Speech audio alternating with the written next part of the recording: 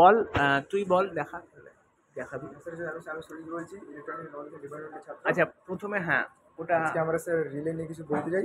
হ্যাঁ বল electric relay. বল বল। এখানের মধ্যে কয়েকটি পার্টস আছে, ডায়াগ্রামটা আমরা দেখতে পারেন। আচ্ছা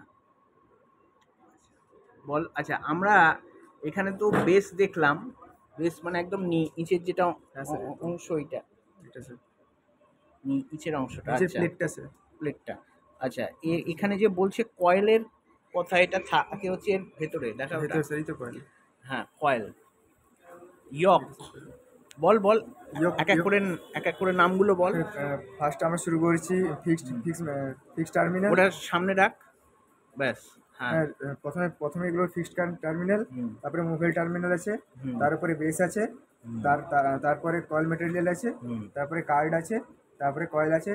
তারপরে ইয়োক আছে। আয়রন কোর আছে। তারপরে স্পল আছে। তারপর আর্মাটিয়ার আছে। তারপরে মুভিং কন্ট্যাক্ট আছে। হুম। ফিক্সড কন্ট্যাক্ট আছে। হুম। হাইং স্প্রিং হুম। আছে। আচ্ছা। এই কয়েকটা পার্টস হলো রিলের। আচ্ছা, এবারে আমার একটা প্রশ্ন। এই যে আমরা দেখছি বলছি আয়রন কোর, তাই তো? আচ্ছা, আয়রন কোর মানে এখানে কি কোনো ইলেকট্রোম্যাগনেটিক ব্যাপার আছে, মানে ইলেকট্রোম্যাগনেটিক ফিল্ড? ফিল্ড আছে, এই ফিল্ডের সাহায্যে এটা সুইচিং করার কাজে। আচ্ছা, এবারে ইলেকট্রোম্যাগনেটিক ফিল্ড যে এটা হলো, তার পরিপ্রেক্ষিতে এটা কি মানে কারেন্ট অ্যান্ড ইলেকট্রিসিটির কন্ট্রোলে ইউজ করা হয়? হ্যাঁ স্যার। প্রত্যেকে সহমত কি? হ্যাঁ স্যার। ওকে।